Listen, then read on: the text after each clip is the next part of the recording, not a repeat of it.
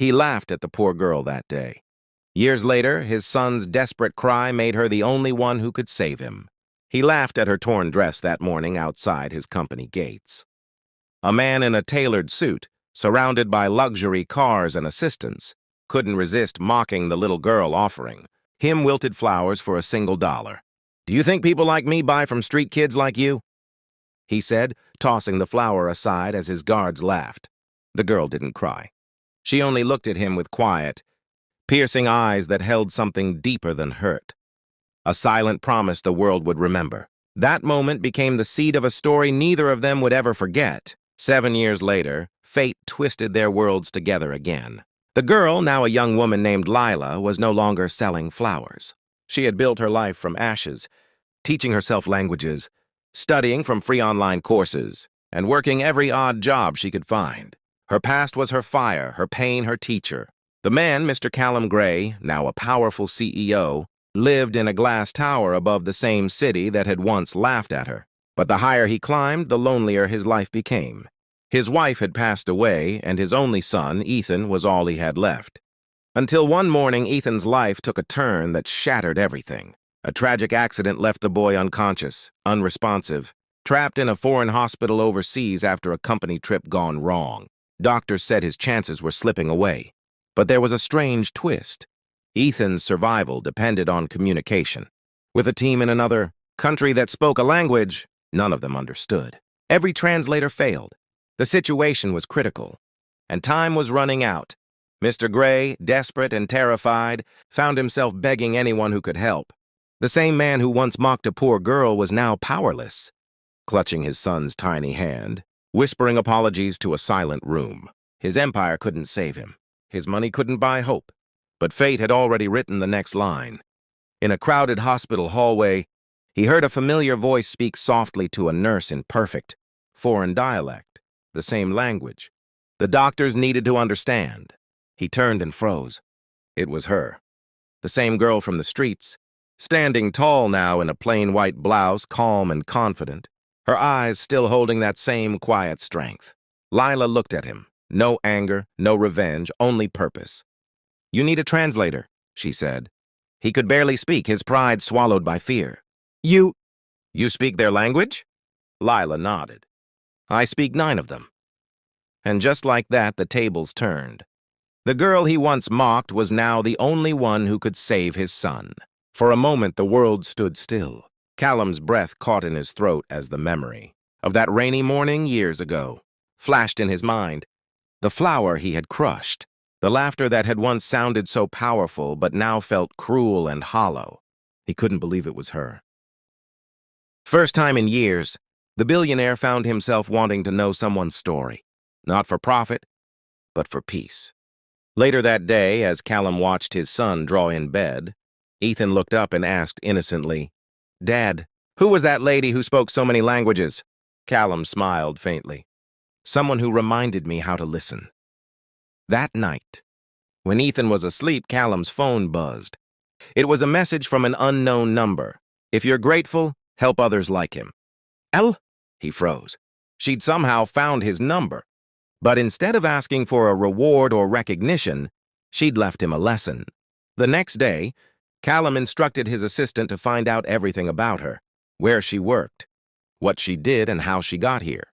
The report stunned him. Lila wasn't just an interpreter. She had started a small nonprofit organization that provided free language and translation, support in hospitals for refugees and underprivileged families. Funded by donations and sheer determination, her work had saved countless lives. Callum sat silently for minutes after reading her file. This woman, whom he had once insulted for being poor, had built something more powerful than any empire he could own: compassion. A few days later, Callum requested a meeting with her foundation. When Lila walked into his office, she looked calm, poised, yet hesitant. "You didn't need to find me, Mr. Reeves," she said. "You already did your part." "No," he said quietly. "Not yet." He gestured for her to sit. "I want to invest in your foundation, expand it, take it global. Whatever it takes." Lila hesitated. "You think money will fix what was broken?" "No," he replied, voice firm. "But maybe it can build something better." The room fell silent.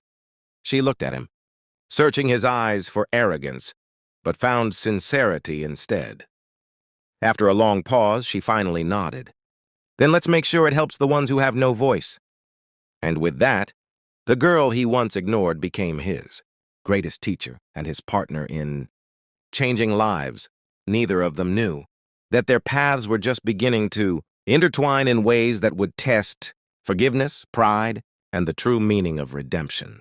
Weeks passed, and the project grew faster than anyone imagined. With Callum's resources and Lila's compassion, hospitals began opening language help centers across several states. Patients who once suffered in silence could now understand their treatments, ask questions, and trust their doctors. Every news outlet covered the story. Billionaire and former street.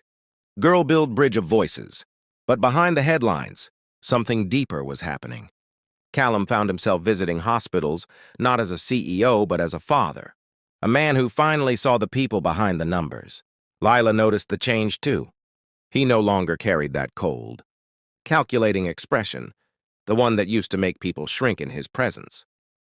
Now he smiled more often, spoke gently, even stayed late to read children's stories in pediatric wards. One evening, after a long meeting, Lila and Callum stood on the hospital rooftop overlooking the city. The sunset painted the sky orange and pink. "You've changed," she said softly. Callum chuckled. "You mean I finally grew up?" "No," she replied. "You finally started listening." He turned to her, the wind brushing against his face. "And you never stopped believing." She smiled faintly. "When you've had nothing, you learn to believe in small miracles." They stood in silence for a moment. The city buzzed below them, but for once, Callum felt calm. Yet that peace wouldn't last. A few days later, tragedy struck again. Lila collapsed during a hospital visit. Doctors rushed her into surgery, and Callum found himself pacing the same hallway where she had once saved his son. "What happened?" he demanded. The head doctor looked grim. "It's her heart. She's been ignoring symptoms for years. She didn't tell anyone." Callum's chest tightened. He sat down, his hands trembling. For hours, memories of their first encounter flashed before him. Her voice, her determination, her kindness. Finally, the doctor came out. "She's stable for now, but she'll need long-term care." Callum went into her room quietly. She was pale but awake, tubes connected to her arms. She gave a weak smile. "Guess the translator needs a translator now." He sat beside her and took her hand. "You saved my son, my family. Now let me save you." "I don't need saving," she whispered. "I just need you to keep helping others." "I will," he promised, "but only if you stay alive to see it." For the first time in his life, Callum Reeves, the man who thought money could buy anything, realized there was one thing it never could: time. And as he held her fragile hand, he silently vowed that every breath she took would never be in vain. Lila's recovery was slow, but she refused to stop working, even from her hospital bed. She reviewed language programs, corrected translations, and sent voice notes to her team. Callum often visited, bringing her favorite tea and reports to review together. But this time, his visits weren't about business. He stayed because he wanted to, because she had become the heart of everything he was building. One rainy night, Callum arrived late with news. "Lila, the UN just approved funding for our multilingual healthcare initiative. It's going global." Her tired eyes brightened. "Global? You mean?" "Yes," he said, smiling. "Your dream is about to reach millions." She laughed weakly. "Then I guess I can finally rest a bit." "No," he teased gently. "Not before you see the launch." Months passed. The project was officially inaugurated in Geneva, and Callum made sure Lila was there. She walked onto the stage slowly, the world watching as the janitor's daughter, who once cleaned floors now, spoke to leaders in 9 languages. Cameras flashed, people applauded, and tears welled in her eyes as she said, "Language is more than words, it's dignity." The audience rose to their feet. Even Callum, sitting in the front row, felt his heart swell with pride. After the ceremony, as they stood backstage, she whispered, "You know, I used to think people like you lived in a world I could never touch." Callum smiled softly. "Now you're the reason my world makes sense." But fate had one last test. Just a week after returning home, Lila's condition worsened. Callum rushed her to the hospital again, but this time she was too weak. Sitting beside her bed, he held her hand as machines beeped softly. "Promise me," she murmured, "that no child will ever grow up unheard." "I promise," he said, voice breaking, "and I'll make sure your name is remembered." She smiled faintly. Names fade, but kindness echoes. Her eyes closed slowly, her breathing stilling as dawn's light crept through the blinds. For the first time in years, Callum wept openly. The woman who had once been invisible to him had just changed the world, and changed him forever. Weeks later, the world mourned her. News outlets called her the girl who spoke to the world. Schools began teaching. Her story, the janitor's daughter who used language to bridge nations. Callum attended every tribute, though he never spoke publicly. He didn't need to. Her legacy spoke for itself. But one morning, something unexpected arrived at his office. A small package no sender listed. Inside was a worn notebook, Lila's handwriting on the first page. "If you're reading this, I kept my promise." His hands trembled as he flipped through pages, filled with words, drawings, and translations, but also plans. Notes for a foundation she'd been designing quietly. For the unheard. For those who speak differently. For those who need someone to listen. A note slipped out near the end. "You always said money can move mountains. Let it move hearts instead." Callum sat in silence for a long time before picking up his phone. The next week, headlines read, "The Lila Foundation launches a global mission to give voice to the voiceless." The foundation provided free language education, sign language training, and communication tools for children across developing countries. It grew faster than anyone expected because it carried her soul. Every new project bore her name, and every life changed felt like her voice, whispering back through time. On the anniversary of her passing, Callum visited the small park where she used to read on her breaks. A statue stood there now, Lila smiling softly, one hand lifted in a sign that meant love. He placed a single white flower at her feet and whispered, "You did it." A young girl nearby watched him curiously. "Mister, who was she?" she asked. He smiled gently. "Someone who taught me that real power isn't what you have, it's what you give." The girl nodded and traced the sign on the statue's hand, repeating it shyly. Callum turned away, eyes glistening, knowing Lila's message had already found its next messenger. Years passed, but her memory never faded. Callum's empire transformed, no longer built on steel and numbers, but on compassion and education. Every meeting began with a moment of silence, a tribute to the woman who had once been invisible to him. The man once known as the coldest CEO in America was now called the listener. Journalists asked what changed him. He never gave interviews, never spoke of Lila in public, but those who worked with him said that sometimes late at night, they would hear him whispering softly in sign language to no one visible. The Lila Foundation continued to grow, spreading across continents, teaching millions to communicate beyond words. Her influence reached even those who had never heard her name. In rural schools, children used her sign for hope. In hospitals, doctors used her methods to calm frightened patients who couldn't speak. In boardrooms, CEOs donated millions, inspired by the story of a janitor's daughter who saved a man's soul and his fortune. But one winter morning, something extraordinary happened. A young woman arrived at Callum's office, clutching a photograph. She introduced herself as Maya, Lila's younger sister. Her voice shook as she said, "She told me if I ever found you, to give you this." The photo showed Lila and Callum on the day they'd closed the $1 billion deal, both smiling, unaware it would be their last together. But on the back, in Lila's handwriting, were 6 words that stopped his breath cold. "You still owe me one promise." Maya smiled through tears. "She wanted you to keep teaching people to listen." Callum's throat tightened.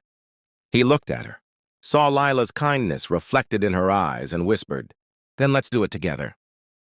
From that day on, Maya joined the foundation. Together, they opened centers in over 30 countries. Callum no longer saw boardrooms. He saw classrooms, filled with laughter, hands moving in perfect rhythm. And though Lila was gone, her presence lingered. In every gesture, every shared silence, every language that bridged a heart. Years later, when Callum retired, he left one final note on his desk. "She didn't teach me how to speak. She taught me how to understand." The sun was setting behind the glass walls of Callum's final project, a massive school for the deaf, built in the heart of the city where he first met Lila. The courtyard glowed gold, filled with children signing and laughing. Callum stood quietly on the balcony, his cane resting beside him, watching their hands move like poetry in the air. Maya approached him, smiling softly. "You did it," she said. He shook his head gently. "We did it. She did it." His voice trembled. Every one of them is her legacy.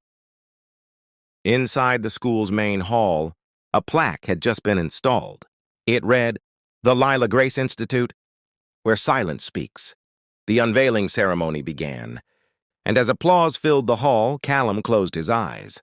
For a moment, he imagined her standing. Beside him again, the janitor's daughter, with the gentle hands and unshakable spirit. He could almost feel her warmth, hear her laughter. Then, as the crowd cheered, something strange happened. The giant digital display behind the stage flickered, showing a live camera feed of the courtyard. Hundreds of students were signing something together in unison. Maya gasped softly and whispered, "They're signing her last words to you." Callum turned to watch. Across the courtyard, every child raised their hands and signed slowly. "I'll help you walk." His chest tightened, eyes blurring. The phrase that had once changed his life was now echoing back to him, from voices that didn't need sound to be heard. He took a deep breath, the air trembling in his lungs, and whispered to himself, "You already did." As tears rolled down his cheeks, he took one final step forward, steady, unassisted, his cane left behind. The hall erupted in applause. The children smiled, unaware that they had just witnessed the moment his story came full circle. That night, under a soft orange sky, Callum looked up and said quietly, "Thank you, Lila." And somewhere, beyond words and worlds, she smiled back.